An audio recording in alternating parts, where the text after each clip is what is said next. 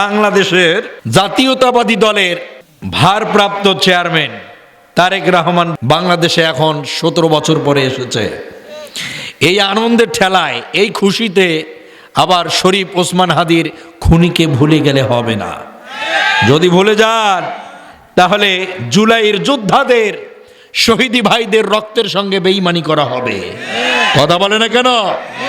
যদি আগামী দিনে আপনারা এই সন্ত্রাসীদেরকে নির্মূল না করেন, এদেরকে না ধরেন, এদেরকে নির্মূল করবার জন্য প্রক্রিয়া হাতে না নেন, তাহলে এর ভয়াবহতা এমন এক পরিস্থিতি নিয়ে দাঁড়াবে, কোনো নেতা নেত্রী, কোনো ব্যক্তির জীবনের গ্যারান্টি থাকবে না।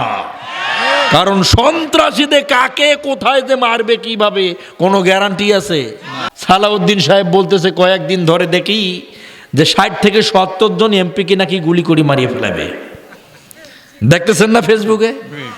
60-70 জন এমপিকে যদি গুলি করে মারিয়ে ফেলায়, তাহলে থাকে আর কয়টা বাংলাদেশে? কয়টা এমপি মিলে দেশ চালায়? কথা কয় না, কয়টা? 300 এমপি লাগে এই দেশটাকে চালাতে গেলে। 300 এমপির মধ্যে যদি 70টা মরে গুলি খায়া, থাকে কয়টা? এটা কি মগের মূল্য বেঠা? প্রকাশ্য দিবালাকে মানুষকে, এমপিকে, নেতাকে গুলি করে তোমরা মারবে, আর সেই দেশের মানুষের ঘরে বসে আঙুল চুষবে, সেটা কখনো হতে দেওয়া যায় না। কথা বলেন ঠিক কিনা? সেটা যে কোনো দলের মানুষ হোক না কেন, যে কোনো দলের নেতা নেত্রী হোক না কেন, এই জীবনের মূল্য অনেক বেশি। কথা বলেন ঠিক কিনা?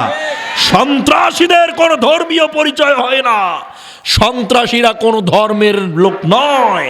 সন্ত্রাসরা হচ্ছে একচেটিয়া ভাবে এই দেশের নেতা নেত্রীদের একটা সম্পত্তি। কথা বলে না কেন? যারা সন্ত্রাস চালান তাদেরকে আমরা স্পষ্টভাবে বলছি, যদি সন্ত্রাস থেকে আপনারা আলাদা না হন, আর জাতি যদি টের পায় যে আপনারা সন্ত্রাস চালান, তাহলে তোমাদেরও 12টা বাজানো হবে, সন্ত্রাসেরও 12টা বাজায় 13টার গাড়িতে চালানো হবে।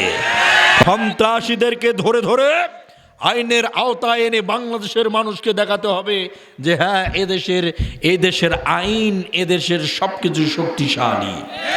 যদি আপনারা দেখাতে না পারেন, তাহলে বুঝবো যে আপনাদের দ্বারা আমাদের জীবনের কোনো নিরাপত্তা নাই, তোমরা নিজেও বাঁচবে না, আমাদেরও বাঁচাতে পারবে না। অতএব যে যেখানে আছো তাড়াতাড়ি পালাও। কথা বলেন ঠিক কিনা?